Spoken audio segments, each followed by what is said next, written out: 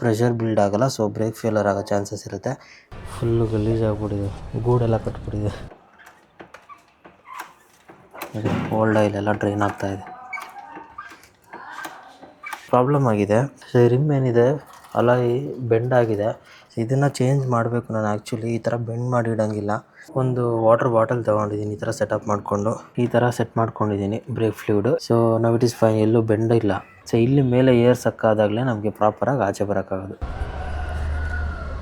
ಹೆಂಗಿದೆ ನೋಡಿ, ಇಲ್ಲಿರೋ ಹೊಸ ಆಯಿಲ್ ಬರೋವರೆಗೂ ಪಂಪ್ ಮಾಡ್ಕೊಂಡು ಆಚೆ ತಗೊಳ್ಳೋಣ.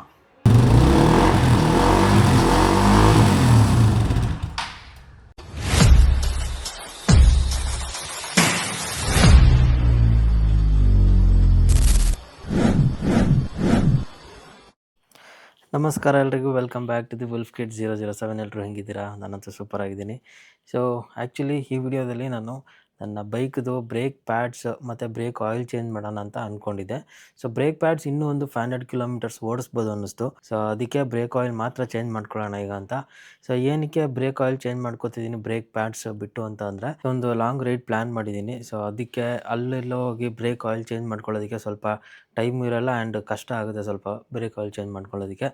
ಅದಕ್ಕೆ ಬ್ರೇಕ್ ಪ್ಯಾಡ್ಸ್ ಆದರೆ ಈಸಿಯಾಗಿ ರಿಮೂವ್ ಮಾಡಿಕೊಂಡು ಪ್ಲಗ್ ಮಾಡ್ಕೋಬೋದು, ಅದರಲ್ಲೇನು ಇಶ್ಯೂ ಇಲ್ಲ. ಅದಕ್ಕೋಸ್ಕರ ಈಗ ಬ್ರೇಕ್ ಆಯಿಲ್ ಚೇಂಜ್ ಮಾಡೋಣ ಅಂತ. ಸೊ ಯೂಶ್ವಲಿ ಎಕ್ಸ್ಪಲ್ಸಿಗೆ .3 ಅಥವಾ .4 ಬ್ರೇಕ್ ಆಯಿಲ್ಸ್ ಯೂಸ್ ಮಾಡಬೇಕಾಗುತ್ತೆ. ನನ್ನ ಹತ್ರ ಆಲ್ರೆಡಿ ನಾನು .4 ಅಥವಾ .3 ಬ್ರೇಕ್ ಫ್ಲೂಯಿಡ್ .3 ತೊಗೊಂಡಿದ್ದೀನಿ, HP-ದು.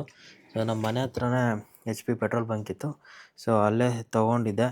ಸೊ ಈಗ ಇದನ್ನು ಚೇಂಜ್ ಮಾಡೋಣ. ಯಾವ ರೀತಿ ಚೇಂಜ್ ಮಾಡೋದು ಹೇಗೆ ಅಂತ ಈ ವಿಡಿಯೋದಲ್ಲಿ ನೋಡ್ತೀರಾ. ಸೊ ನೀವೇನಾದರೂ ನಮ್ಮ ಚಾನಲ್ಗೆ ಹೊಸಬರಾಗಿದ್ದರೆ ಸಬ್ಸ್ಕ್ರೈಬ್ ಮಾಡ್ಕೊಂಡಿರಿ. ಬನ್ನಿ ಹೋಗಿ ಚೇಂಜ್ ಮಾಡ್ಕೊಳ್ಳೋಣ. ತುಂಬಾ ಗಲೀಜಾಗ್ಬಿಟ್ಟಿದೆ. ನಾನೆಲ್ಲೂ ರೈಡ್ಗೂ ತೊಗೊಂಡೋಗ್ತಾ ಇಲ್ಲ, ಅವಾಗ ವೀಕೆಂಡ್ಸಲ್ಲಿ ಎತ್ತುತ್ತೀನಿ ಅಷ್ಟೇ. ಅದು ಬಿಟ್ಟರೆ ವಾರ ಎಲ್ಲ ಫುಲ್ ಹಿಂಗೆ ನಿಂತಿರುತ್ತೆ ಗಾಡಿ. ಆದಷ್ಟು ನೀವೇನಾದರೂ ಲಾಂಗ್ ಟರ್ಮ್ ಈ ಥರ ನಿಲ್ಲಿಸ್ತೀರಾ ಅಂದರೆ ಬೆಟರ್ ಈ ಥರ ಪ್ಯಾಡ್ ಹಾಕಿ ಅಥವಾ ಸೆಂಟರ್ ಸ್ಟ್ಯಾಂಡ್ ಹಾಕಿ ನಿಲ್ಲಿಸಿ. ಸೈಡ್ ಸ್ಟ್ಯಾಂಡ್ ಹಾಕಿ ನಿಲ್ಲಿಸ್ಬೇಡಿ ಜಾಸ್ತಿ. ಫುಲ್ಲು ಗಲೀಜಾಗ್ಬಿಟ್ಟಿದೆ, ಗೂಡೆಲ್ಲ ಕಟ್ಬಿಟ್ಟಿದೆ. ಎಷ್ಟಿದೆ ಗಲೀಜು, ವಾಶ್ ಮಾಡಬೇಕು. ಸೊ ಈಗ ಬ್ರೇಕ್ ಫ್ಲೂಯಿಡ್ಸ್ ಚೇಂಜ್ ಮಾಡೋಣ. ಆ್ಯಂಡ್ ನನಗೆ ಇನ್ನೊಂದು ಪ್ರಾಬ್ಲಮ್ ಆಗಿದೆ. ಸೊ ರಿಮ್ ಏನಿದೆ ಅಲಾಯ್ ಬೆಂಡ್ ಆಗಿದೆ, ಸ್ವಲ್ಪ ಇದು ಬೆಂಡ್ ರಿಮೂವ್ ಮಾಡಿಸ್ಬೇಕು. ಫುಲ್ಲು ಡಸ್ಟ್ ಇದೆ, ಗಲೀಜಾಗ್ಬಿಟ್ಟಿದೆ. ಸೊ ಈಗ ಫಸ್ಟು ಬ್ರೇಕ್ ಫ್ಲೂಯಿಡ್ನ ಚೇಂಜ್ ಮಾಡ್ಕೊಳ. ರಿಯರ್ ಬ್ರೇಕ್ ಫ್ಲೂಯಿಡ್, ಫ್ರಂಟ್ದು ಕ್ಲಿಯರ್ ಆಗಿದೆ, ಅಷ್ಟು ಏನು ಗಲೀಜಾಗಿಲ್ಲ ಅದು. ಆ್ಯಂಡ್ ಫುಲ್ಲು ಇದೆ. ಸೊ ಇದೇನು ಚೇಂಜ್ ಮಾಡೋ ಅವಶ್ಯಕತೆ ಇಲ್ಲ. ಬ್ರೇಕ್ ಪ್ಯಾಡ್ಸು ತುಂಬ ಚೆನ್ನಾಗಿದೆ. ನಾನು ಅಷ್ಟಾಗಿ ಫ್ರಂಟ್ ಬ್ರೇಕ್ ಯೂಸ್ ಮಾಡಲ್ಲ, ರಿಯರ್ ಬ್ರೇಕೇ ಜಾಸ್ತಿ ಯೂಸ್ ಮಾಡ್ತೀನಿ. ಆ್ಯಕ್ಚುಲಿ ಫ್ರಂಟ್ ಬ್ರೇಕ್ ಯೂಸ್ ಮಾಡಬೇಕು ಇದರಲ್ಲಿ. ಏನಕ್ಕೆ ಅಂದರೆ ಫ್ರಂಟ್ ABS ಇರೋದ್ರಿಂದ ಫ್ರಂಟ್ದೇ ಯೂಸ್ ಮಾಡಬೇಕು. ನಾನು ರಿಯರ್ ಬ್ರೇಕೇ ಜಾಸ್ತಿ ಯೂಸ್ ಮಾಡ್ತೀನಿ.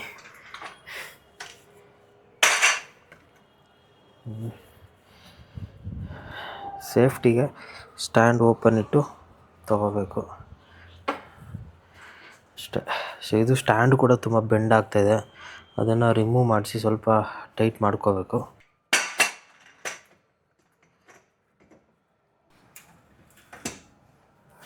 ಅಷ್ಟೇ. ಸೊ ಇದರಲ್ಲಿ ಗ್ರಿಪ್ಪರ್ಸ್ ಇದೆ, ಎರಡೂ ಸೈಡು ಗ್ರಿಪ್ಪರ್ಸ್ ಇರೋದ್ರಿಂದ ಕರೆಕ್ಟಾಗಿ ಕೂತ್ಕೊಳ್ಳುತ್ತೆ. ಮತ್ತು ಬ್ರೇಕ್ ಫ್ಲೂಯಿಡ್ ಇಲ್ಲಿದೆ ನೋಡಿ, ಇದನ್ನು ಚೇಂಜ್ ಮಾಡಬೇಕು ನಾನು. ಆ್ಯಕ್ಚುಲಿ ಈ ಥರ ಬೆಂಡ್ ಮಾಡಿ ಇಡೋಂಗಿಲ್ಲ, ಯಾಕಂದರೆ ಆಯಿಲೆಲ್ಲ ಕೆಳಗಡೆ ಬಂದು ಕೂತ್ಕೊಳ್ಳುತ್ತೆ. ಕಾಣಿಸುತ್ತಾ? ಸೊ ಇದು ಬಂದು ಇಲ್ಲಿ ಕೂತ್ಕೊಂಡ್ರೆ ಅಂದರೆ ಆಯಿಲ್ ಕಡಿಮೆ ಆಗ್ತಾಯಿದ್ದಂಗೆ ಪ್ರೆಷರ್ ಬಿಲ್ಡ್ ಆಗೋಲ್ಲ, ಸೊ ಬ್ರೇಕ್ ಫೇಲರ್ ಆಗೋ ಚಾನ್ಸಸ್ ಇರುತ್ತೆ. ಇದನ್ನು ತೆಗೆದು ಇಲ್ಲೆಲ್ಲಾದರೂ ಅಸೆಂಬಲ್ ಮಾಡ್ಕೋಬೇಕು ಬೇರೆ ಕಡೆ. ಸೊ ಈಗ ಇದನ್ನು ರಿಮೂವ್ ಮಾಡಿಕೊಂಡು ಸ್ಟ್ರೈಟಾಗಿಟ್ಟು ಫ್ಲೂಯಿಡ್ ಫಿಲ್ ಮಾಡ್ಕೋತೀನಿ, ಆಮೇಲೆ ನೋಡೋಣ ಏನಾಗುತ್ತೆ ಅಂತ. ಸೊ ಇದನ್ನು ಮಾಡೋದಕ್ಕೆ ನಮಗೆ ಬೇಕಾಗಿರೋಂಥ ಎಕ್ವಿಪ್ಮೆಂಟ್ಸು, ಒಂದು ವಾಟರ್ ಬಾಟಲ್ ತೊಗೊಂಡಿದ್ದೀನಿ ಈ ಥರ ಸೆಟಪ್ ಮಾಡಿಕೊಂಡು. ಸೊ ಇದೇನಕ್ಕೆ ಅಂದರೆ ಆಯಿಲ್ ಡ್ರೈನ್ ಮಾಡ್ಕೊಳ್ಳೋಕ್ಕೆ. ಇಲ್ಲಿಟ್ಟು ಇಲ್ಲಿ ನಟ್ ಲೂಸ್ ಮಾಡಿಕೊಂಡು ಆಯಿಲ್ ಡ್ರೈನ್ ಮಾಡ್ಕೋಬೇಕು. ಸೊ ಅದಕ್ಕೆ ಈ ಥರ ಸೆಟ್ ಮಾಡಿದ್ದೀನಿ. ನನ್ನ ಹತ್ರ ಪೈಪ್ ಉದ್ದ ಇರಲಿಲ್ಲ, ಸೊ ಅದಕ್ಕೆ ಈ ಥರ ಮಾಡ್ಕೊಂಡಿದ್ದೀನಿ. ಆ್ಯಂಡ್ ಇದಕ್ಕೊಂದು ಕಂಬಿ ತೊಗೊಂಡಿದ್ದೀನಿ. ಆವಾಗಲೇ ನೋಡಿಸ್ದಂಗೆ ನಾನು ಎಚ್ ಪಿದು .3 ಯೂಸ್ ಮಾಡ್ತಿದ್ದೀನಿ. .4 ಯೂಸ್ ಮಾಡ್ಬೋದು. ಆ್ಯಂಡ್ ಒಂದು ಕಟಿಂಗ್ ಪ್ಲೇಯರು, ಅದು ಕೇಬಲ್ ಟೈಟ್ ಮಾಡ್ಕೊಳ್ಳೋಕ್ಕೆ. ಆ್ಯಂಡ್ ಒಂದು ವೇಸ್ಟ್ ಕ್ಲಾತ್ ತೊಗೊಳ್ಳಿ, ಇಲ್ಲಾಂದರೆ ಟಿಶ್ಯೂ ಪೇಪರ್ ತೊಗೊಳ್ಳಿ, ಆಯಿಲ್ ನೀಟಾಗಿ ಕ್ಲೀನ್ ಮಾಡ್ಕೊಳ್ಳೋದಕ್ಕೆ. ಆಯಿಲ್ ಸಂಪ್ ಇರುತ್ತಲ್ವ ಇದು, ಸೊ ಇದು ಕ್ಲೀನ್ ಮಾಡ್ಕೊಳ್ಳೋದಕ್ಕೆ. ಓಕೆ, ಬ್ರೇಕ್ ಪ್ಯಾಡ್ಸ್ ಏನು ಅಷ್ಟು ಇದಿಲ್ಲ, ಇನ್ನೂ ಒಂದು 400 to 500 ಕಿಲೋಮೀಟರ್ಸ್ ಹೋಗ್ಬೋದು. ಸೊ ಯಾವುದಕ್ಕೂ ಸೇಫ್ಟಿಗೆ ರೈಡ್ಗೂ ಮುಂಚೆ ನಾನು ಬ್ರೇಕ್ ಪ್ಯಾಡ್ಸ್ ಎಲ್ಲ ತೊಗೊಂಡು ಇಟ್ಕೋತೀನಿ. ಓಕೆ, ಸೊ ಇದನ್ನೆಲ್ಲ ಸೆಟ್ ಮಾಡ್ಕೊಳ್ಳೋಣ ಈಗ ರೀ. ಸೊ ಈಗ ಈ ಥರ ಸೆಟ್ ಮಾಡ್ಕೊಂಡಿದ್ದೀನಿ ಬ್ರೇಕ್ ಫ್ಲೂಯಿಡು. ಇಲ್ಲಿ ಆ್ಯಕ್ಚುಲಿ ನಂದು ಕಿಕ್ಕರ್ ಬರುತ್ತೆ. ಸೊ ಕಿಕ್ಕರ್ ಇಲ್ಲದೆ ಇರೋದ್ರಿಂದ ಸೊ ಈಸಿಯಾಗಿ ಇಲ್ಲಿ ಕೂರಿಸ್ಕೋಬೋದು. ಸೊ ಇದಕ್ಕೊಂದು ಸ್ಪೇಸರ್ ಕೊಟ್ಟು ಸ್ವಲ್ಪ ಇದರಿಂದ ಆಚೆ ಇರೋ ಥರನೇ, ಸೊ ಇದರಿಂದ ಸ್ವಲ್ಪ ಡಿಸ್ಟೆನ್ಸ್ ಇರೋ ಥರನೇ ಕೂರಿಸ್ಕೊಂಡಿದ್ದೀನಿ. ಸೊ ನಾವು ಇಟ್ ಈಸ್ ಫೈನ್, ಎಲ್ಲೂ ಬೆಂಡ್ ಇಲ್ಲ. ಸೊ ಇಲ್ಲೂ ಕರೆಕ್ಟಾಗಿದೆ, ಇದಕ್ಕೂ ಕರೆಕ್ಟಾಗಿದೆ, ಫ್ಲೂಯಿಡ್ ಕರೆಕ್ಟಾಗಿ ಪಾಸ್ ಆಗುತ್ತೆ. ಓಕೆ, ಸೊ ಈಗೇನು ಮಾಡೋಣ ಅಂದರೆ, ಇಲ್ಲಿ ನಾನು ಮಾಡ್ಕೊಂಡಿದ್ದೀನಲ್ವ ಇದು, ಸೊ ಇದನ್ನು ನೀಟಾಗಿ ಅಸೆಂಬಲ್ ಮಾಡಿ ಇಲ್ಲೊಂದು ವಯರ್ ಕಟ್ಕೋತೀನಿ, ಯಾಕಂದರೆ ಲೀಕ್ ಆಗಬಾರ್ದು ಅಂತ. ನೀಟಾಗಿ ಒಂದು ವಯರ್ ಕಟ್ಕೊಂಡು ಆಮೇಲೆ ಇದನ್ನು ಸ್ವಲ್ಪ ಲೂಸ್ ಮಾಡಿಕೊಂಡು ಬ್ರೇಕ್ ಪ್ರೆಸ್ ಮಾಡ್ತಾಯಿದ್ರೆ ಫ್ಲೂಯಿಡೆಲ್ಲ ಆಚೆ ಬರುತ್ತೆ. ಈ ಕ್ಯಾಪ್ ಸಹ ರಿಮೂವ್ ಮಾಡ್ಕೋಬೇಕು ಮೇಲೆದು. ಸೊ ಇಲ್ಲಿ ಮೇಲೆ ಏರ್ ಸಕ್ಕಾದಾಗಲೇ ನಮಗೆ ಪ್ರಾಪರಾಗಿ ಆಚೆ ಬರೋಕ್ಕಾಗೋದು. ಸೊ ಈಗ ಇದನ್ನೆಲ್ಲ ಫಿಕ್ಸ್ ಮಾಡ್ಕೊಳ್ಳೋಣ ಈಗ. No issue. ಸೊ ಇದಕ್ಕೆ ತುಂಬ ಸಣ್ಣದು ಬೇಕು, ಯಾವ ಸೈಜ್ ಬೇಕು ಅಂತಲೂ ಗೊತ್ತಿಲ್ಲ ನನಗೆ. ಇದು 8 ಸೈಜ್ ಇದೆ, ಆಗ್ಬೋದು. ಓಕೆ, ಸೊ ಇದಾಗುತ್ತೆ. ಅದಕ್ಕೂ ಮುಂಚೆ ಇದನ್ನು ರಿಮೂವ್ ಮಾಡ್ಕೊಬಿಡೋಣ. ಇದನ್ನು ಮತ್ತೆ ಹಾಕುವಾಗ ಅಷ್ಟೇ ಕ್ಲೀನಾಗಿ ಹಾಕ್ಕೊಳ್ಳಿ, ಡಸ್ಟ್ ಇಲ್ಲದೆ ಇರೋ ಥರ. ಆ್ಯಂಡ್ ಏರ್ ಬಬಲ್ಸ್ ಕೂತ್ಕೊಳ್ದೇ ಇರೋ ಥರ ಫಿಲ್ ಮಾಡ್ಕೋಬೇಕು ರೀಫಿಲ್ಲಿಂಗ್ ಮಾಡುವಾಗ. ಒಳಗಡೆ ಎಲ್ಲ ಟಿಶ್ಯೂ ಏನಾದರೂ ಅಥವಾ ಇದನ್ನು ತಗೊಂಡು ಕ್ಲೀನ್ ಮಾಡ್ಕೊಳ್ಳೋಣ. ಕಾಟನ್ ಬಟ್ಟೆ ತೊಗೊಂಡು ಮೇಲೆ ಕ್ಯಾಪು ಈ ಥರ ಇರುತ್ತೆ. ಸೊ ಇಲ್ಲಿ ಒಳಗಡೆ ಒಂದು ಶೆಲ್ ಲೇಯರ್ ಇದು ಕೊಟ್ಟಿದ್ದಾರೆ. ಓಕೆ, ಇದರಲ್ಲಿ ಆಯಿಲ್ ಇದೆ,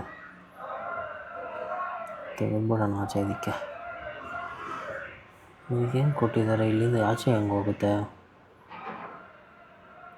ತಿರ್ಗಿ ನಾವು ಇದೇ ಹಾಕಬೇಕು. ಇಲ್ಲ, ಅದು ಹಾಕಿದ್ಮೇಲೆ ಲಾಸ್ಟಲ್ಲಿ ಇದನ್ನ ಕ್ಲೋಸ್ ಮಾಡೋದು ಈ ಥರ. ಓಕೆ, ಆದರೆ ಇದ್ರೊಳಗಡೆ ಎಲ್ಲ ಆಯಿಲ್ ಬಂದಿದ್ದೆಲ್ಲ.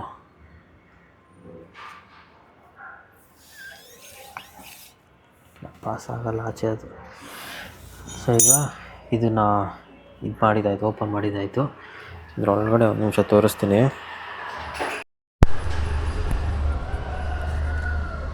ಹೆಂಗಿದೆ ನೋಡಿ, ಆಯಿಲ್ ಫುಲ್ಲು ಲೋ ಆಗಿಬಿಟ್ಟಿದೆ. ಹಿಂಗೆ ಸ್ಟ್ರೈಟಾಗಿಟ್ಟರೆ ಗೊತ್ತಾಗುತ್ತೆ ನಿಮಗೆ, ಲೋ ಆಗಿದೆ. ಫುಲ್ ಆಯಿಲು ಡಾರ್ಕ್ ಆಗಿದೆ. ಆ್ಯಂಡ್ ಇದು ಅಷ್ಟೇ. ಸೊ ಬೆಟರ್ ಏನು ಮಾಡೋಣ ಅಂದರೆ, ಇದನ್ನು ಖಾಲಿ ಮಾಡ್ಕೊಳ್ಳೋಕ್ಕೂ ಮುಂಚೆ ಒಂದು ಟಿಶ್ಯೂ ಪೇಪರ್ ತೊಗೊಂಡು ಇದರಲ್ಲಿರೋ ಆಯಿಲ್ನ ಸಕ್ ಮಾಡ್ಕೊಳ್ಳೋಣ. ಡೈರೆಕ್ಟ್ ಅಲ್ಲ ಹಾಕೋ ಬದಲು ಇಲ್ಲೇ ಒಂದದ ಸಕ್ ಮಾಡ್ಕೋಬೋದು.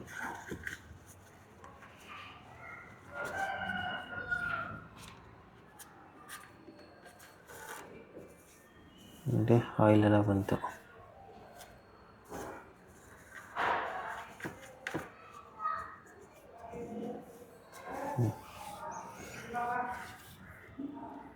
ಈಗ ಒಳಗಡೆ ಕ್ಲೀನ್ ಆಯಿತು, ಆಯಿಲ್ ಏನಿಲ್ಲ.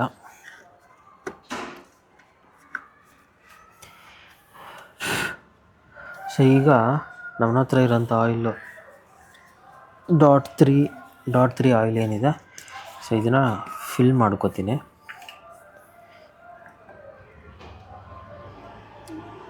ಓಕೆ, ಸೊ ಈಗೇನು ಮಾಡೋಣ, ಇಲ್ಲಿ ಲೋ ಮಾಡಿಕೊಂಡು ಪ್ರೆಸ್ ಮಾಡಿದ್ರೆ ಇಲ್ಲಿರೋ ಆಯಿಲ್ ಏನು ಮಾಡುತ್ತೆ, ಇದನ್ನು ತಗೊಂಡು ಆಚೆ ಬೀಳುತ್ತೆ.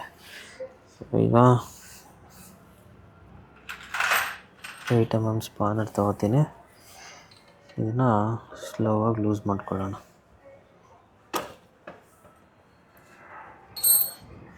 ನಾವು ಲೂಸ್ ಮಾಡಿಕೊಂಡ್ರೆ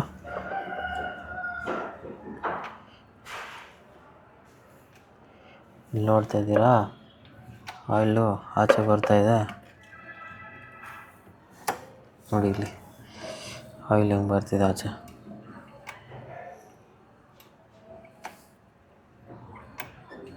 ಇದು ಪಂಪ್ ಮಾಡ್ತಾ ಇದ್ದಂಗೆ ಆಯಿಲ್ನ ಆಚೆ ತೆಗಿತಾ ಇರುತ್ತದೆ.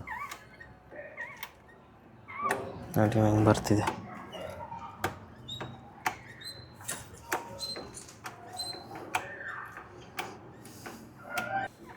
ಓಕೆ, ಸ್ವಲ್ಪ ಆಯಿಲ್ ಹಾಕೊಳ್ಳೋಣ.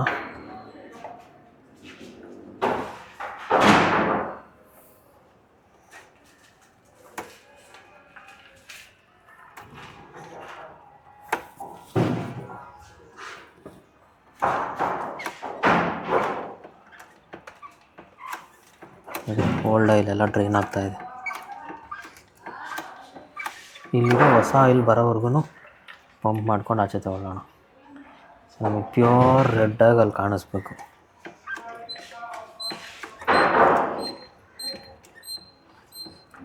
ಬಂತು ಅನ್ಕೋತೀನಿ. ಓಕೆ, ಇಷ್ಟು ಮಾತ್ರ ಇದ್ರೆ ಸಾಕು.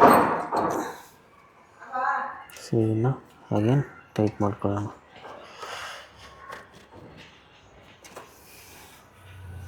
ಓಕೆ, ಸೊ ಪ್ರೆಸ್ ಮಾಡಿದ್ರೆ ಲಾಕ್ ಆಯಿತು. ಓಕೆ, ಇದನ್ನು ರಿಮೂವ್ ಮಾಡ್ಕೊಳ್ಳೋಣ ಆಮೇಲೆ. ಸೊ ಅದಕ್ಕೂ ಮುಂಚೆ ಇದನ್ನು ಕ್ಲೋಸ್ ಮಾಡ್ಕೊಬಿಡೋಣ.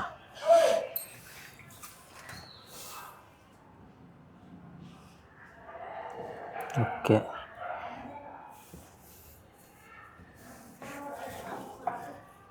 ಆ್ಯಂಡ್ ಈಗ ಇದ್ರ ಮೇಲೆ ಲಿಡ್ ಏನಿದೆ ಅದನ್ನು ಸ್ವಲ್ಪ ಕ್ಲೀನ್ ಮಾಡಿಕೊಂಡು ವಾಪಸ್ ರೀಪ್ಲೇಸ್ ಮಾಡ್ಕೊಳ್ಳೋಣ.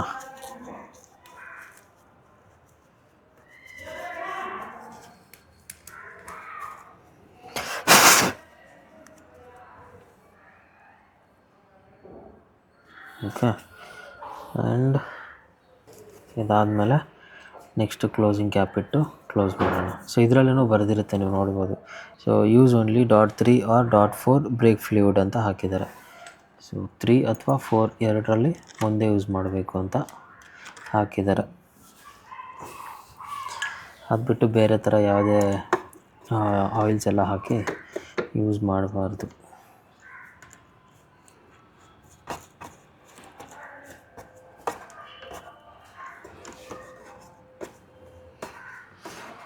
ಓಕೆ, ಟೈಟ್ ಮಾಡ್ಕೊಳ್ಳೋಣ.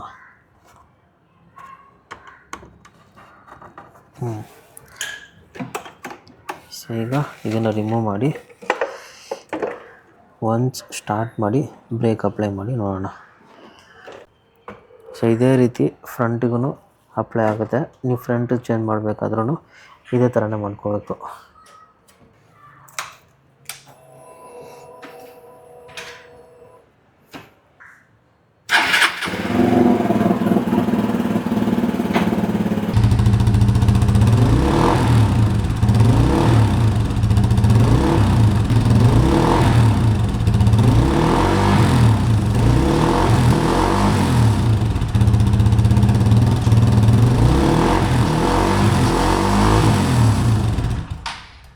ಸೊ ಇದು ನೋಡಿ ಡಿಫ್ರೆನ್ಸ್ ಹೆಂಗಿದೆ. ಇದು ಓಲ್ಡ್ ಆಯಿಲು, ಇದು ನ್ಯೂ ಆಯಿಲು ನಾನು ಹಾಕಿರೋದು. ಸೊ ಇವೆಂಚುಲಿ ಅವಾಗವಾಗ ನೋಡಿಕೊಂಡು ಚೇಂಜ್ ಮಾಡಿಸ್ಕೊಳ್ಳಿ. ಆಯಿಲ್, ಬ್ರೇಕ್ ಆಯಿಲ್ ಅಥವಾ ಇಂಜಿನ್ ಆಯಿಲು ಅಷ್ಟೇ ಆನ್ ಟೈಮ್ ಪ್ರಾಪರಾಗಿ ಸರ್ವಿಸ್ ಮಾಡಿಸ್ಕೊಳ್ಳಿ. ಬ್ರೇಕ್ ಪ್ಯಾಡ್ಸ್ ನಾನು ಚೇಂಜ್ ಮಾಡ್ಕೋಬೇಕು, ರಿಯರ್ ಬ್ರೇಕ್ ಪ್ಯಾಡ್ಸು ಅದಿನ್ನೂ ಚೇಂಜ್ ಮಾಡಿಲ್ಲ. ಏನಕ್ಕೆ ಇನ್ನೊಂದು 400 to 500 ಕಿಲೋಮೀಟರ್ಸ್ ಆರಾಮಾಗಿ ರನ್ ಆಗುತ್ತೆ ಇದು. ಸೊ ಆನ್ ದ ವೇ ರೈಡಲ್ಲಿ ಚೇಂಜ್ ಮಾಡ್ಕೊಳ್ಳೋಣ ಅಂತ ಅಂದ್ಕೊಂಡಿದ್ದೀನಿ. ಸ್ಪೇರ್ ಬ್ರೇಕ್ ಪ್ಯಾಡ್ಸ್ ತೊಗೋಬೇಕು, ನಾನು ತಗೊಂಡು ರೈಡ್ ಹೋಗುವಾಗ ಕ್ಯಾರಿ ಮಾಡ್ಕೋತೀನಿ. So hope you people like this video. ಇಷ್ಟ ಆಗಿದ್ರೆ ಲೈಕ್ ಮಾಡಿ, ಶೇರ್ ಮಾಡಿ, ಸಬ್ಸ್ಕ್ರೈಬ್ ಮಾಡ್ಕೊಂಡಿರಿ. ಮತ್ತೆ ಸಿಗೋಣ ನೆಕ್ಸ್ಟ್ ವಿಡಿಯೋದಲ್ಲಿ. ಟೇಕ್ ಕೇರ್, ಬಾಯ್ ಬಾಯ್.